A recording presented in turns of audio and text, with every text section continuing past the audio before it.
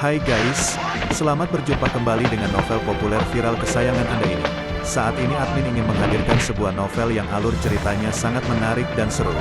Novel ini berjudul Kaisar Agung Seni Bela Diri. Sebelum mengikuti keseruan ceritanya, mohon bantuan kalian untuk subscribe, like, dan share video-video yang ada di channel ini. Selamat menikmati.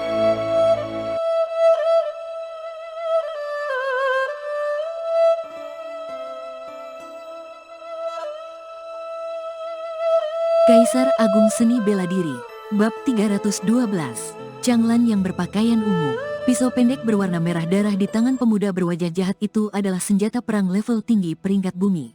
Di bawah kendali ahli basis kultivasi level ke-9 penguasa bela diri, bahkan kultivator seni bela diri pemurnian tubuh yang memiliki tubuh perang tingkat penguasa pun tidak berani melawannya. Melihat Luo Xiu yang memberi perlawanan menggunakan telapak tangannya, si pemuda berwajah jahat mencibir dan diam-diam membatin bahwa Luo Xiu sedang cari mati. Bukankah dia terlalu sombong? Bisa-bisanya dia menggunakan telapak tangannya sendiri untuk melawan senjata perang level tinggi peringkat bumi. Raut wajah semua orang juga tampak terkejut. Mereka diam-diam berpikir bahwa telapak tangan si pemuda berjubah hitam itu pasti akan lumpuh. Kelang, percikan api berceceran. Yang mengejutkan semua orang adalah momen ketika pisau pendek berwarna merah darah itu bertabrakan dengan telapak tangan. Malah terdengar suara seperti tabrakan antara besi dan batu.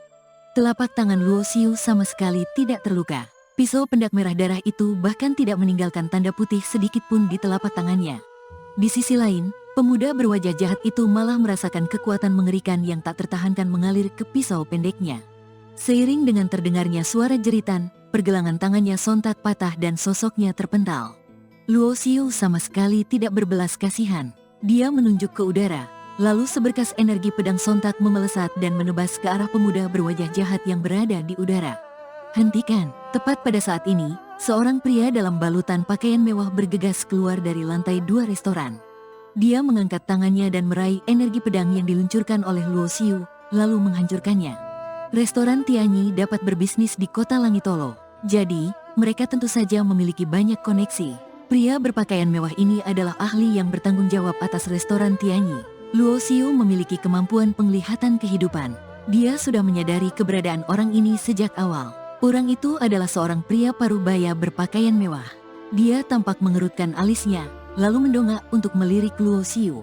Anak muda, bukankah kamu sudah terlalu kejam? Beraninya membunuh orang di restoran Tianyi? Pria berpakaian mewah itu memiliki basis kultivasi level ke-9 pangeran bela diri.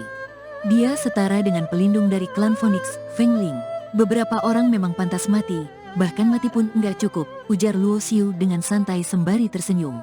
Baru saja, Qi Fatian berkomunikasi dengannya melalui transmisi suara indera spiritual. Restoran Tianyi adalah aset milik Serikat Berburu. Jadi, dia memberitahu Luo Xiu untuk tidak perlu khawatir akan dirugikan oleh pihak lain. Mendengar perkataan Luo Xiu, pria berpakaian mewah itu mendengkus. Dia melirik semua orang yang ada di restoran. Restoran Tianyi adalah tempat berbisnis.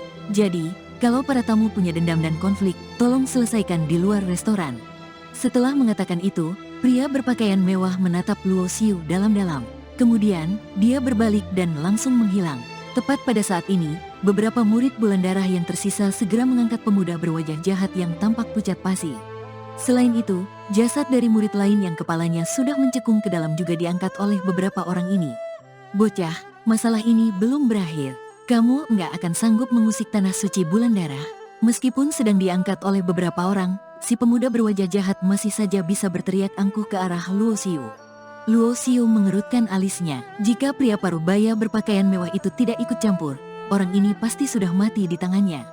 Beraninya dia masih memprovokasi, niat membunuh Luo Xiu tergerak, tetapi Qi Fatian tiba-tiba menghentikannya. Ketua Luo, orang-orang dari tanah suci bulan darah pasti akan membalas dendam.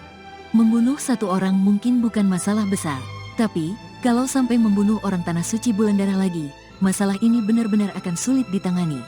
Apakah Inspektur Qi berpikir bahwa orang-orang tanah suci bulan darah akan berhenti sampai di sini? Tanya Luo Xiu seraya mengerutkan alisnya. Murid-murid lain dari tanah suci bulan darah dipimpin olehnya. Itu jelas menunjukkan bahwa identitas orang ini cukup tinggi, ujar Qi Fatian dengan ekspresi serius. Membunuh sosok yang tidak penting di tanah suci bulan darah mungkin masih tidak apa-apa. Namun, jika membunuh seseorang dengan latar belakang kuat, masalah ini benar-benar akan menjadi rumit. Luo Xiu juga mengerti bahwa apa yang dikatakan Qi Fatian memang masuk akal. Namun, dia masih merasa agak kesal di hatinya. Dari gaya dan metode yang biasa digunakannya untuk melakukan sesuatu, Luo Xiu pasti tidak akan ragu untuk menghancurkan lawan. Melihat Luo Xiu yang menyingkirkan niat membunuhnya, Qi Fatian sontak menghela napas lega. Dia menarik Luo Xiu untuk duduk, lalu menasihatinya, "Ketua Luo, kalau kamu tetap menggunakan gaya bertindakmu di negara bagian Tanah Langit, kamu pasti akan menimbulkan masalah di kota Langitolo." Setelah mendengar perkataan Qi Fatian, Luo Xiu pun mengerti maksudnya. Dia tahu bahwa karakternya tegas dan tidak berbelas kasihan terhadap musuh. Di masa lalu, ketika berada di negara bagian Tanah Langit, Luo Xiu mengusik dan dikejar oleh banyak kekuatan karena karakter dan metode yang digunakannya itu. Namun, kualitas di negara bagian Tanah Langit secara keseluruhan terbatas. Pada tahap awal kultivasi seni bela diri, Luo Xiu berada dalam tahap peningkatan kekuatan yang cepat sehingga kekuatan yang bermusuhan dengannya berakhir diinjak-injak olehnya. Akan tetapi, keadaannya benar-benar berbeda di kota Langitolo. Asal melempar batu di dalam kota saja memungkinkan untuk bisa mengenai murid dari salah satu kekuatan kelas 1 ataupun keturunan tanah suci tertentu. Kekuatan seperti itu benar-benar adalah raksasa bagi Luo Xiu. Hal ini sama sekali tidak bisa dibandingkan dengan kekuatan di negara bagian Tanah Langit. Kota Langitolo penuh dengan mata-mata dari berbagai kekuatan sehingga berita pun tersebar dengan cepat. Hal yang terjadi di restoran Tianyi segera menyebar ke telinga banyak orang di dalam kota. Pemuda berjubah hitam itu bernama Luo Xiu. Umurnya 21 tahun. Basis kultivasinya berada di level ke-7 penguasa bela diri. Katanya, orang itu menerima warisan dari tanah suci Tarsuna kuno. Bahkan, dia juga mendirikan sebuah sekte di negara bagian Tanah Langit untuk menurunkan ajaran Tarsuna kuno. Li Yuan bisa dianggap sebagai murid populer di kalangan generasi muda Tanah Suci Bulan Darah. Kalau bukan dibantu oleh ahli restoran Tianyi, dia hampir saja mati dibunuh Luo Xiu. Li Yuan adalah si pemuda berwajah jahat yang berselisih dengan Luo Xiu dan murid Tanah Suci Langit Biru di restoran Tianyi. Li Yuan berada di level ke-9 penguasa bela diri, sedangkan Luo Xiu berada di level ke-7 penguasa bela diri. Basis kultivasi mereka berbeda dua alam kecil, tapi yang lemah malah lebih unggul. Luo Xiu pasti bukan orang biasa. Ketika semua orang sibuk membicarakan hal ini di dalam kota, Luo Xiu masih duduk di restoran Tianyi dan meminum arak bersama Qi Fatian. "Sobat, namaku Duan Muyang. Mari bersulang." Melihat Luo Xiu yang mengalahkan Li Yuan dengan mudah, sekelompok orang dari Tanah Suci Langit Biru pun tercengang dengan mata terbelalak lebar. Duan Muyang yang memimpin sekelompok orang itu berjalan kemari untuk bersulang dengan Luo Xiu sebagai ucapan terima kasih. Luo Xiu pun mengangkat gelasnya sambil tersenyum, lalu meneguknya sampai habis. "Bolehkah aku mengetahui namamu?" tanya Duan Muyang. "Luo Xiu, Tuan Luo. Orang-orang dari Tanah Suci Bulan Darah pasti akan membalas dendam." "Kamu harus berhati-hati," ujar Duan Muyang untuk mengingatkan. Bagaimanapun, Luo Xiu tidak akan menyinggung orang-orang Tanah Suci Bulan Darah kalau bukan karena dirinya. Luo Xiu juga tidak memedulikan hal ini. Dia sangat jelas bahwa dengan kepribadiannya ini, dia akan menyinggung makin banyak orang hebat seiring melangkah makin jauh di jalur kultivasi seni bela diri. Berkultivasi bela diri sama dengan bersaing merebut usia dari alam. Luo Xiu tidak takut dengan lawannya yang terlalu kuat. Sebaliknya, dia takut bahwa jika lawannya terlalu lemah, itu malah tidak bisa memberinya tekanan yang cukup. Tiba-tiba, Luo Xiu merasa ada tatapan yang tertuju padanya. Saat berbalik badan, dia melihat seorang pemuda tengah duduk di sudut restoran dengan senyuman terukir di wajahnya. Pemuda itu berpakaian ungu dan mengangkat gelasnya ke arah Luo Xiu. Luo Xiu tidak tahu siapa pemuda berpakaian ungu itu. Dia bisa memastikan bahwa tatapan yang dia rasakan barusan pasti berasal dari orang ini. Namun, Luo Xiu tidak merasakan niat jahat dari orang itu sehingga dia pun mengangkat gelasnya sebagai isyarat untuk menyapanya. Di samping pemuda berpakaian ungu itu, duduk seorang gadis muda bermata cerah dan bergigi putih. Parasnya tidak kalah cantik dari Yan Yuyu. Pria berjubah hitam itu lumayan hebat. Tapi, dia sepertinya baru berada di tahap awal kultivasinya dalam kekuatan ruang. Dia hanya bisa berteleportasi dalam jarak dekat, ujar sang gadis dengan suara lembut. Hal yang paling membuat penasaran adalah fisiknya yang sangat kuat. Dia pasti sudah melampaui tingkatan penguasa dan mencapai tingkatan pangeran. Sekalipun di gunung kekacauan kita, jenius yang bisa mencapai tingkatan pangeran pada usia 20-an tahun sangat jarang ditemukan. Kamu benar, hanya dengan memiliki tubuh perang dari tingkatan pangeran, dia sudah bisa mengalahkan sebagian besar generasi muda dari berbagai tanah suci. Pemuda berpakaian ungu itu tersenyum dan menyesap arak. Gadis muda itu tersenyum kecil. Tapi, kalau dibandingkan dengan Kak Changlan, dia masih jauh sekali. Hehe, dia bukan orang biasa, yang dia tunjukkan pasti hanya sedikit dari kemampuannya, ucap pemuda berpakaian ungu yang bernama Changlan sembari memicingkan matanya dan tertawa. Oh, cuma sedikit, gadis muda itu agak terkejut. Dia tahu bahwa Changlan memiliki mata yang tajam. Bisa-bisanya dia begitu menghargai pemuda berjubah hitam itu. Hal ini menandakan bahwa orang itu benar-benar luar biasa. Hanya saja, dia tidak memiliki mata yang tajam sehingga tidak bisa mengetahuinya. Changlan juga tidak menjelaskan. Dia berkata dengan perlahan, di kalangan Tanah Suci Bulan Darah terkenal selalu menutupi kesalahan mereka dan juga pendendam. Aku cukup penasaran tentang siapa yang lebih kuat di antara orang ini dan pemuda nomor 1 di Tanah Suci Bulan Darah, Sui Lifeng. Gadis muda itu kembali menunjukkan ekspresi terkejut. Menurut Kak Changlan, Sui Lifeng akan turun tangan untuk bisa menempati peringkat pertama di antara banyak murid jenius di suatu Tanah Suci. Kekuatan Sui Lifeng jelas tidak perlu dipertanyakan lagi. Selain Sui Lifeng, enggak ada orang dari generasi muda Tanah Suci Bulan Darah yang bisa menjadi tandingannya.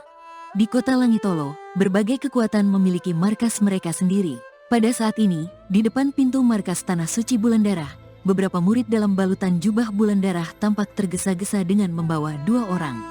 Apa yang terjadi? Siapa yang melakukan ini? Seorang pria parubaya berwajah ganas terbang kemari dan bertanya demikian. Ada seorang murid bulan darah yang tewas, sedangkan yang seorang lagi terluka. Bahkan, yang tewas adalah salah satu murid langsungnya. Adapun yang terluka, dia adalah keponakan dari seorang tetua Tanah Suci Bulan Darah. Siapa yang memiliki keberanian untuk menyerang murid-murid Tanah Suci Bulan Darah?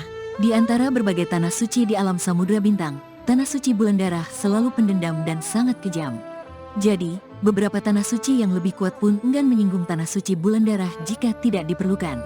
Selain itu, beberapa ahli diam-diam menyebut orang-orang Ianan Suci Bulan Darah sebagai anjing gila.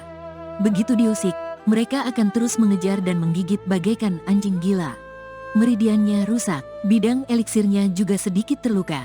Orang yang menyerangnya cukup kejam. Pria parubaya itu adalah pelindung Tanah Suci Bulan Darah. Pada saat ini, niat membunuhnya telah menyebar dan sontak membuat para murid Bulan Darah di sana gemetaran. Mereka buru-buru menceritakan apa yang telah terjadi di restoran Tianyi. Setelah mendengar cerita mereka, mata pelindung Bulan Darah tampak berkedip dengan cahaya tajam. Berkultivasi kekuatan ruang dan memiliki tubuh perang tingkatan pangeran, dia hanya seseorang dari kekuatan rendahan di wilayah selatan, tapi beraninya mengusik Tanah Suci Bulan Darah hanya karena dirinya mendapatkan beberapa peluang. Seorang pemuda berjubah merah darah mendengkus dingin. Beraninya melukai adikku sampai seperti ini.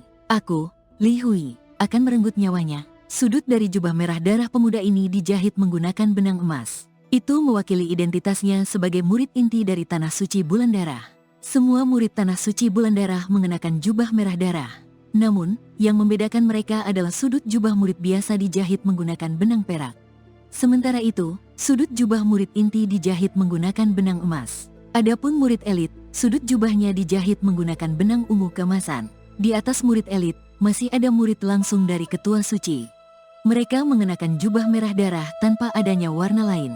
Meskipun Luo Xiu telah menunjukkan kekuatan tubuh perang tingkatan pangeran di restoran Tianyi, itu hanya menyebabkan badai kecil di kota Langitolo dan tidak terlalu menarik perhatian orang lain. Berhubung alam rahasia wilayah suci akan segera dibuka, semua Tanah Suci pun mengutus murid-murid yang paling unggul dari generasi muda mereka. Di antara yang terbaik, pasti ada ahli yang telah mencapai tingkatan pangeran. Selain itu, bukan hanya basis kultivasinya yang telah mencapai tingkatan pangeran, bahkan ada banyak di antara mereka yang fisik dan indera spiritualnya juga telah mencapai tingkatan pangeran. Bagaimanapun, semua jenius ini tumbuh besar di Tanah Suci sejak kecil. Mereka berkultivasi teknik super tingkat tinggi dan menggunakan sumber daya kelas atas. Kondisi kultivasi mereka juga adalah yang terbaik. Bahkan, mereka juga diajari secara langsung oleh ahli senior Tanah Suci. Orang-orang ini adalah murid yang paling beruntung di antara semua generasi muda.